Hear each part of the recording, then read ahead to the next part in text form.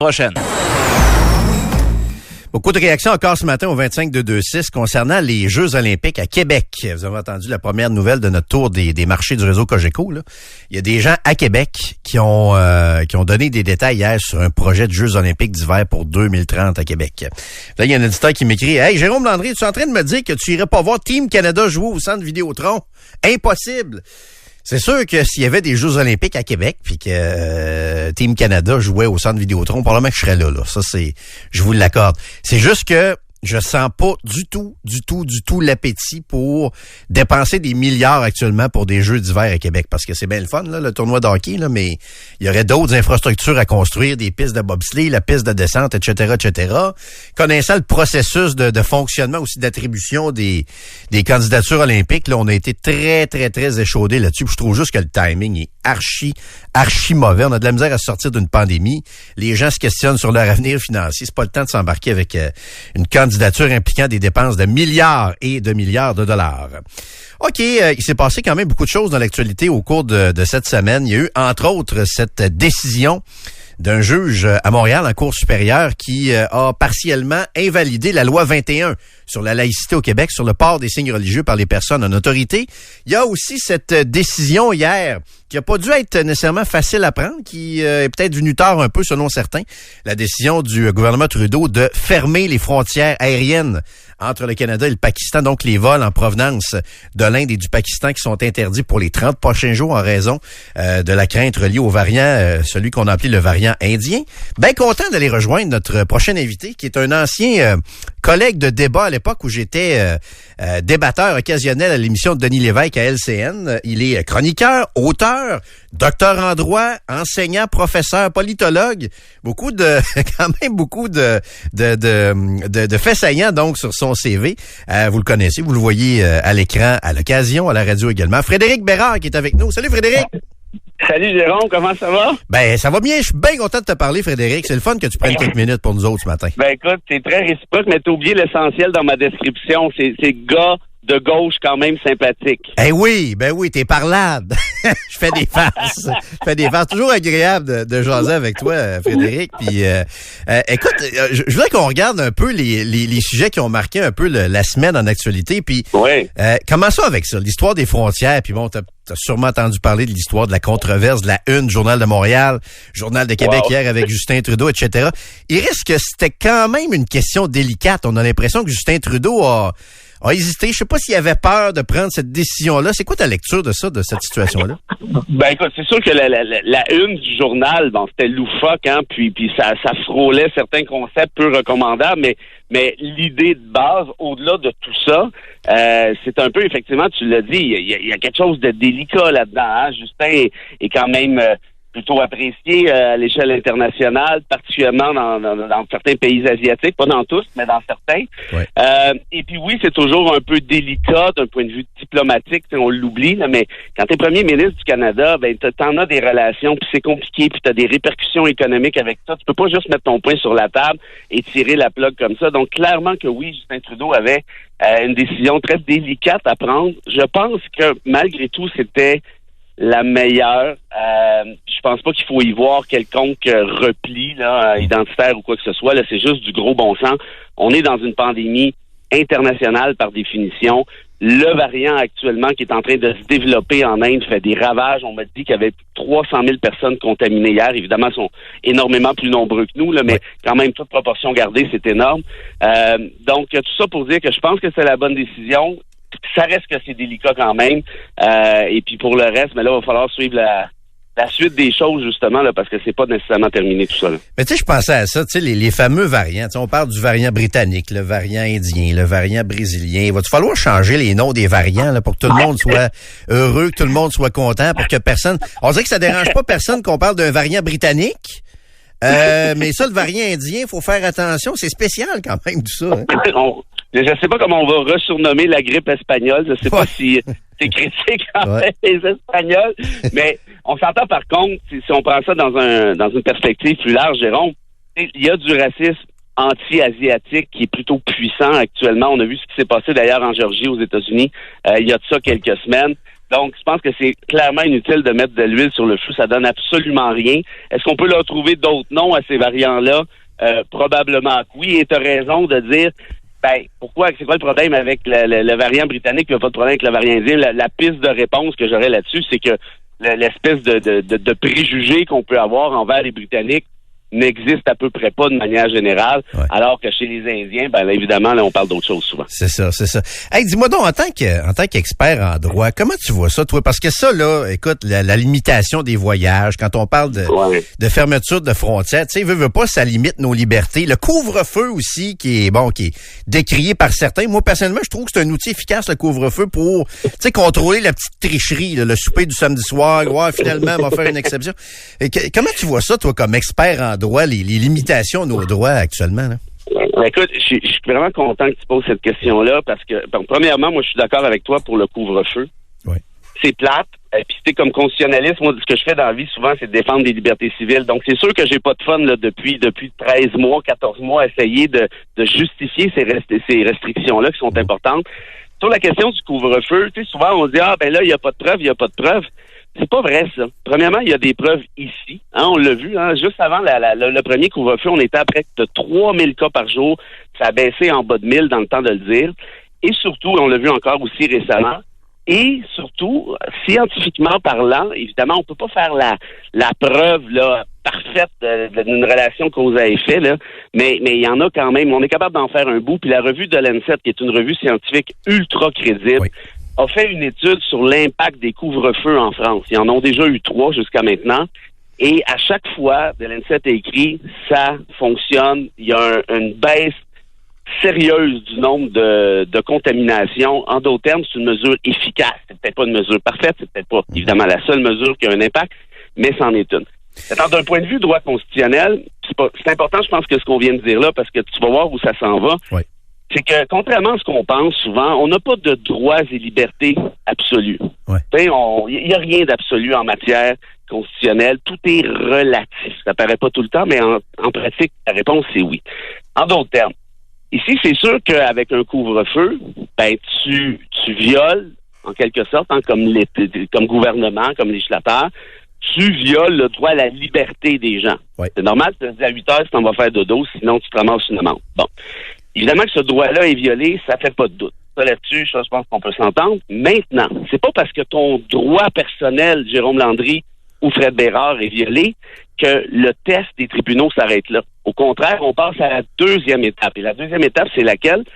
C'est celle qu'on appelle le test d'Oakes, O-A-K-E-S, qui dit tout simplement le législateur, le gouvernement peuvent violer les droits individuels de Joe X, Josette Y, en autant qu'ils justifient la violation en question. Et dans ce cas-ci, la Cour avait établi une espèce de test qui est un peu technique, je ne rentre pas là-dedans, on n'a pas besoin de toute façon, mais c'est juste d'évaluer est-ce que les intérêts collectifs sont plus importants que les intérêts individuels. Et dans un cas comme celui-là, là, on va se poser la question, si tu es un juge, tu te dis, OK, oui, votre droit à la liberté, M. X, est violé, c'est correct, mais là, parce qu'il y a quand même une lutte à la pandémie, là. C'est international, cette affaire-là. Puis là, on est rendu à la 3e vague. Puis il va peut-être en avoir une 4e, puis tout le monde ne plaint son casse. Donc oui, c'est plate que vous restiez à la maison à partir de 8 heures, sauf si vous avez un chien. Mais c'est parce que je pense qu'au final, là, si on est capable de prouver, comme je le disais avec le fait de Lancet, qu'il y a un lien, qu'il y a une espèce de, comment je te dirais, de raisonnement scientifique derrière ça, fort probablement qu'un tribunal validerait le couvre-feu à ce moment-là. Ben, c'est ça. Sauf que la question, peut-être, en sous-question là-dessus, Frédéric, c'est, est-ce que la situation actuelle, parce que, tu sais, quand on voit les courbes monter, on a vu ça beaucoup dans les derniers mois, tu sais, dans la période des fêtes, c'est arrivé il y a pas longtemps, entre autres, ici, dans la région de Québec. Tu sais, on se dit, OK, là, les cas montent, les hospitalisations, ça déborde aussi dans les hôpitaux, les soins intensifs, etc., etc. Donc là, c'est justifié. Mais quand ça redescend, je me dis, est-ce que le gouvernement ne va pas un peu trop loin? Est-ce qu'on peut appliquer tout ce que tu viens de décrire là par crainte, par exemple, de façon préventive, ou ça prend vraiment une situation qui est vraiment exceptionnelle? Tu sais? Écoute, ta question est absolument pertinente parce que tu as mis le doigt là, sur la problématique, en gros. C'est sûr que si on est dans des cas de taux de contamination à 2, 3, 4 000 par jour, ce que je te dis là, on s'entend que ça va être pas mal plus facile pour le juge de justifier le couvre-feu en question en disant, ben là, on a absolument besoin de ça. Les intérêts collectifs doivent prendre le bord, puis bon, tes caprices, on s'en fout. Mm-hmm. À l'inverse, si on est rentré, on voit que tout va bien, puis ça va beaucoup mieux, et ainsi de suite. Donc, c'est plus difficile pour le gouvernement de venir faire la preuve de cette nécessité-là. Et là, je te dirais que ça va dépendre en partie de ce que le juge conçoit en matière de droits et libertés. Moi, à titre perso, j'aurais tendance à dire oui, mais justement, si les taux sont rendus bas, à ce point-là, c'est peut-être parce que justement, ça a fonctionné. Puis qu'à chaque fois qu'on a relâché les mesures, on a doublé, triplé, quadruplé le nombre de cas avec tout ce que ça implique. Donc, est-ce qu'on n'est pas mieux d'aller jusqu'au bout du processus, arrêter de jouer au yo-yo, arrêter d'en donner un petit peu pour faire plaisir à un, faire plaisir à l'autre, parce qu'autrement, on n'en finit pas pour on va se taper une quatrième vague. Donc, toutes ces questions-là qu'on se pose, toi et moi, un tribunal se poserait, je pense, exactement les mêmes, puis essaie de voir où est la science là-dedans et où est l'opportunité aussi. Il y a des juges qui sont beaucoup plus, je dirais, proactifs côté politique en disant, je vais vous dire comment ça marche la vie. Puis il y en a d'autres qui sont beaucoup plus, non, c'est pas de mes affaires, c'est aux politiques de déterminer qu'est-ce qu'il y en est. Hey, avant de te laisser, Frédéric, quelques mots peut-être sur la décision qui a été rendue cette semaine concernant la loi 21, qui a été partiellement donc invalidée. On l'a maintenue, le juge de la Cour supérieure a maintenu cette loi-là sur la laïcité de l'État, en disant entre autres, oui, les policiers, les juges, etc., les enseignants de la majorité des commissions scolaires n'auront pas le droit de porter des signes religieux, sauf... Il y a des exceptions, donc les commissions scolaires anglophones à Montréal et les élus de l'Assemblée nationale. Je t'avoue que j'ai été un peu surpris de cette décision. Je m'attendais à ce qu'elle soit maintenue. Je sais qu'il y en a qui pensaient qu'elle allait être invalidée en entier. Finalement, on est arrivé avec une position qu'à peu près personne n'avait vu venir. Toi, est-ce que ça t'a surpris, cette décision-là? Ben, écoute, comme je te disais d'entrée de jeu, je divulgue mon conflit d'intérêts. Moi, j'ai été un procureur au dossier et donc j'ai assisté aux 7 semaines d'audition. J'ai plaidé. Bref, j'ai un billet que j'annonce en toute transparence pour tous les auditeurs, pas faire de cachette. Moi, je peux pas dire que ça m'a nécessairement surpris. Ce que je comprends de la décision, c'est que aussitôt que la Cour a évalué la disposition dérogatoire, ben on a protégé de ce fait-là les articles de la loi pertinents. À l'inverse, quand la dérogatoire ne s'applique pas, eh bien là, on a décidé que la loi 21 n'aurait pas d'impact. Par exemple, tu l'as dit, sur les commissions scolaires anglophones. Et pourquoi c'est différent? Pourquoi il y a une exception à ça? C'est que pour faire une histoire courte, une dérogatoire, là, ça permet quoi? Ça permet aux législateurs, à Québec par exemple, de dire tel droit, telle liberté, je la suspends momentanément. Ça, tu peux faire ça. C'est renouvelable aux 5 ans, bon, et blablabla.